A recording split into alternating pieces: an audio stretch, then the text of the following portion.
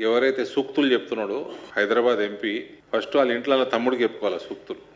వాళ్ళ తమ్ముడికి చెప్పుకొని వీళ్ళది ఎట్లుంటుందంటే 1990లో మీ అందరికీ గుర్తుంటుంది బ్రదర్, భయంకరమైన కమ్యూనల్ రైట్స్ అయ్యి కాంగ్రెస్ పార్టీ చరిత్ర తెలియనోడు చెప్పు.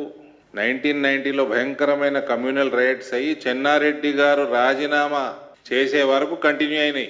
ఇది నేను చెప్తలేను, చెన్నారెడ్డి గారు చెప్పిన, మీరు గూగుల్ చేసినా వికీపీడియాలో కూడా దొరుకుతుంది ఆయన స్టేట్మెంట్. ఆయన రాజీనామా చేసిన గంటకే ఒక సుమారు నెల రోజుల నుంచి జరుగుతున్న రైట్స్ ఆగిపోయినాయి. ఇది కాంగ్రెస్ చరిత్ర. ఆ టైంలో ఏసీపీ సౌత్ జోన్ సత్తయ్య గారు అని ఉండే 1990లో.